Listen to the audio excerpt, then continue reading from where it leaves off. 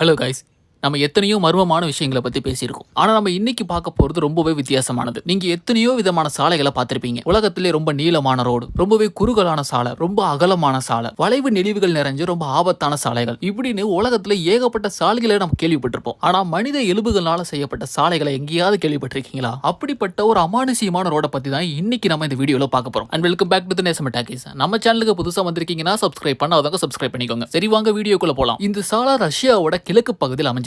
இந்த சாலை எல்லாருமே கொலியுமா அப்படின்ற ஒரு பேர்ல கூப்பிடுறாங்க. 2025 கிலோமீட்டர் நீளம் உள்ள ஒரு பெரிய சாலை. முழுக்க முழுக்க இந்த சாலை மனித எலும்புகள்னால செஞ்சிருக்காங்க. அதனால இந்த சாலையை மனித எலும்பு சாலைன்னு கூப்பிடுறாங்க. இந்த சாலை இருக்கிற பகுதி குளிர்காலத்துல அதிகமான பனிப்பொழிவுல இருக்கும். ரோடு முழுக்க குளிர்காலத்துல பனியால சூழ்ந்திருக்கும். அந்த நேரங்கள்ல அந்த வழியா போற வாகனங்கள்லாம் போக முடியாம பாதியில நின்னு போற சூழ்நிலை நிறைய வாட்டி அமைஞ்சிருக்கு. இதனாலேயே அடுத்த தடவை இந்த ரோட போடுறப்ப வெறும் மண்ணாலையும் தாராலையும் போடாம மண்ணோட மனித எலும்புகளை அரைச்சு ரோடு போட்டிருக்காங்க. இந்த சாலையை 1930 உருவாக்கியிருக்காங்க. இந்த சாலையை உருவாக்குறதுக்காக கைவிடப்பட்ட தொழிலாளிகள், சிறை கைதிகள்னு இவங்களை வச்சுதான் இந்த ரோட போட்டிருக்காங்க. இந்த சாலையை உருவாக்குறப்ப கிட்டத்தட்ட 10 லட்சம் பேர் உயிர் விட்டதா சொல்றாங்க. அதுலயும் குறிப்பா கொலியுமா அப்படின்ற சிறையில மாட்டிக்கிட்ட சிறை கைதிகள் நிறைய பேர் தான் இந்த ரோட போட்டதா சொல்றாங்க. ஒருத்தன் கொலியுமா சிறையில சிறை கைதியா போறானா அவனால வாழ்நாள்ல எப்பவுமே இந்த சிறையை விட்டு தப்பிக்கவே முடியாது. அப்படியும் மீறி ஒருத்தன் தப்பிக்கிறானா அவனால ரொம்ப நேரத்துக்கு உயிரோட இருக்க முடியாது. ஒண்ணு பனிக்கரட்டிட்ட மாட்டி இறந்து போயிருவான், அப்படியும் இல்லைன்னா கடும் குளிர்ல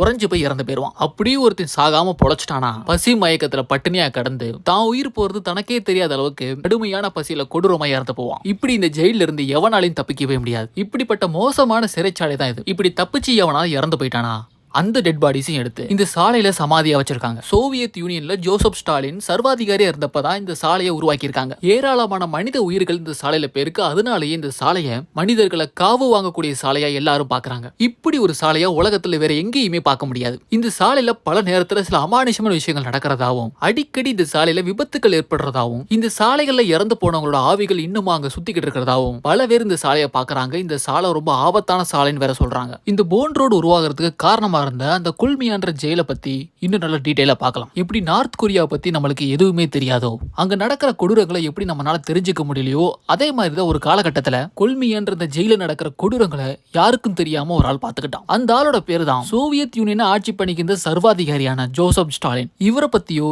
இவரோட ஆட்சியை பத்தியோ யாருமே தப்ப பேச முடியாத அளவுக்கு எதிர்த்து பேசுறவங்களை மிரட்டி வச்சிருந்தாரு. பத்தாவதுக்கு அவங்க எல்லாத்தையும் ஒரே ஜெயில போட்டு அடைச்சு வச்சாரு. அந்த ஜெயிலோட பேர் தான் குல்மியா ஜெயில். வரலாம் சலாமோ அப்படின்ற ஒரு ஆத்தர் லெனின்ஸ் டெஸ்டாமெண்ட் அப்படின்ற ஒரு ஆர்டிக்கலை ரிலீஸ் பண்ண ட்ரை பண்றாரு. அப்படி அந்த ஆர்டிக்கல்ல என்ன எழுதியிருக்காருன்னா, இந்த ஸ்டாலினை பத்தியும் அவரோட அக்கிரமங்களை பத்தியும் எழுதியிருக்காரு. இந்த ஆர்டிக்கலை அவர் ரிலீஸ் பண்ண ட்ரை பண்ணனால 3 தடவை, அதாவது கிட்டத்தட்ட 14 வருஷம் இந்த ஜெயில இருந்திருக்காரு. அந்த ஜெயிலோட பேர் தான் குல்மியா ஜெயில். 14 வருஷம் அந்த ஜெயில அவர் என்னென்ன பார்த்தாரு, என்னென்ன அனுபவிச்சாரு அப்படின்னு சர்வாதிகாரியான ஸ்டாலின் இறந்ததுக்கு அப்புறம் ஜெயில இருந்து வெளியே வந்து ஒரு புக் ரிலீஸ் பண்றாரு. அந்த புக்கோட பேர் தான் குல்மியா டேல்ஸ். அந்த புக்ல அந்த ஜெயில என்னென்ன கொடுமைகள் நடந்துச்சு, அந்த ஜெயில் வாழ்க்கை எப்படி இருக்கும் அப்படின்னு பல விஷயங்கள் எழுதியிருக்காரு. அந்த விஷயங்களை நம்ம ஒவ்வொன்றா பார்க்கலாம். இந்த ஜெயில் யாருமே தொடர்பு கொள்ள முடியாத அளவுக்கு ஒரு ரிமோட் பிளேஸ்ல இருக்கு. இந்த ஜெயிலுக்குள்ள ஒருத்தன் கைதியா உள்ள போறானா அவன் சாகுற வரைக்கும் அந்த ஜெயிலுக்குள்ளதான் இருக்கணும். இப்படி மீறி தப்பிக்கணும்னு முயற்சி பண்றவங்க ஒண்ணு கடும் குளிர்ல கொடூரமா இறந்து போவாங்க, 2வது பசினால இறந்து போவாங்க, அப்படியும் இல்லைன்னா பனிக்கரடிட்ட மாட்டி சின்ன பின்னமாயிருவாங்க. சரி, தப்பிக்கவே முயற்சி பண்ணல, ஜெயிலுக்குள்ளேயே இருக்கானாலுமே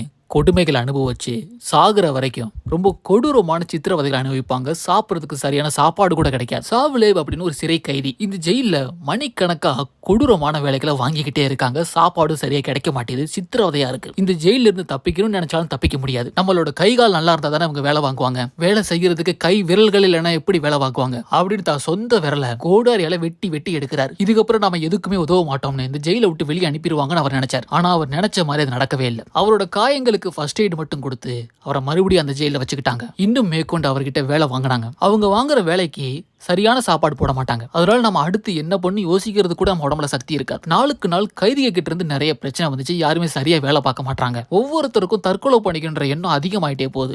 இதை பார்த்த புதுசா வந்த ஒரு சூப்பர்வைசர் சரியா சாப்பாடு போடாம அதிகப்படியா வேலை வாங்குறதுனாலதான் ஒவ்வொருத்தரும் சரியா வேலை பார்க்காம தற்கொலை பண்ணிக்கிறாங்க அப்படின்னு எல்லாத்துக்குமே நல்லா சாப்பாடு போடணும் அப்படின்னு ஒரு ஐடியாவை கொடுக்குறாரு. அதை அந்த ஜெயில அந்த மாசம் ஒர்க் அவுட் பண்ணி பாக்குறாங்க. நல்லா சாப்பாடு போடுறாங்க. செக்ட்ரியன்னு ஒரு கைதி இருக்காரு. இவருக்கு எப்பவுமே தற்கொலை பண்ணிக்கின்ற எண்ணம் அதிகமா இருக்குமா. ஆனா இதுக்கு முன்னாடி அவருக்கு தற்கொலை பண்ணிக்கின்ற எண்ணம் இருந்தாலும் அதை செயல்படுத்துறதுக்கான தைரியமும் சக்தியும் உடம்புல இல்ல. இவர் நல்லா சாப்பிட்ட அன்னைக்கு வேலை செஞ்சுக்கிட்டு இருக்கும் போது நேரா நடந்து போய்கிட்டே இருந்திருக்காரு. அவரை கார்ட்ஸ் எல்லாம் அந்த இடத்துல நிக்க சொல்லி வான் பண்ணிருக்காங்க. அங்க இருக்கிற கைதிகள் எல்லாம் அங்கிட்டு இங்கிட்டு நடக்கவே கூடாது, ஒரே இடத்துல நின்று வேலை பார்க்கணும். கார்ட்ஸ் என்ன சொல்றாங்களோ அந்த கமெண்ட்டை மதிக்கணும். இவர் சொல்ல சொல்ல கேட்காம நடந்து போய்கிட்டே இருக்காரு. அந்த இடமே ஒரே பனிமூட்டமா மட்டும்தான் இருக்கும். அதனால இவர் எங்க போனாருனே தெரியல. சொன்ன சொல்ல கேட்காதனால அந்த இடத்துல அவரை சுட்டு கொன்னுட்டாங்க. அவர் அன்னைக்கு நல்ல சாப்பாடு சாப்பிட்டனால தற்கொலை பண்ணிக்கிறதுக்கான தைரியம் வந்திருக்கு. இந்த புது சூப்பர்வைசர் கொடுத்த ஐடியாவும் ஃபெயிலியர் ஆயிருது. அங்க இருக்கிற கைதிகள்லாம் ஒவ்வொரு நாளும் இன்னைக்காவது நல்ல சாப்பாடு வந்துடாதான்னு வேண்டிக்குவாங்களாம். அங்க ஒரு சூப்பு மட்டும் தான் கொடுப்பாங்களாம். அந்த சூப் அன்னைக்கு கெட்டியா இருக்குன்னு வேண்டிக்குவாங்களாம். அந்த சூப்பை அவங்க மெதுவா குடிச்சாலும் சரி, வேகமா குடிச்சாலும் சரி, குடிச்சுக்கிட்டு இருக்கும் போதும் குடிச்சு முடிச்சதுக்கு அப்புறம் ஒரு வலி இருக்குமா. அவங்களோட பசி என்னைக்குமே அடங்காதான். அந்த அளவுக்கு சாப்பாடு ரொம்ப கம்மியா போடுவாங்க. இங்க நடக்கிற கொடுமைகள்லாம் புக் எழுதின அந்த ஆத்தர் அந்த ஜெயிலுக்குள்ள விழுகிற மரத்தோட விதைகளை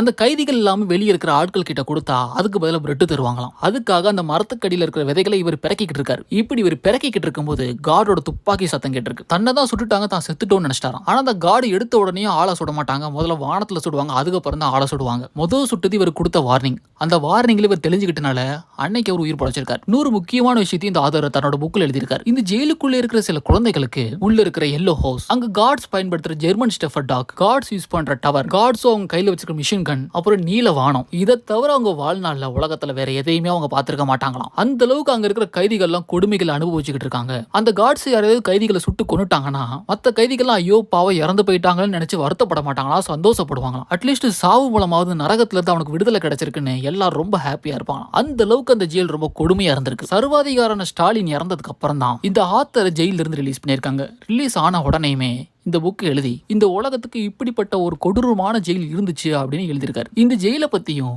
அந்த மர்மமான போன் ரோட பத்தியும் நீங்க என்ன நினைக்கிறீங்க? உங்க கருத்துக்களை மறக்காம கமெண்ட் செக்ஷன்ல பதிவு பண்ணுங்க. இதே மாதிரி இன்ட்ரெஸ்டிங்கான சூப்பரான இன்னொரு வீடியோல மறுபடியும் மீட் பண்றேன். Thank you and bye.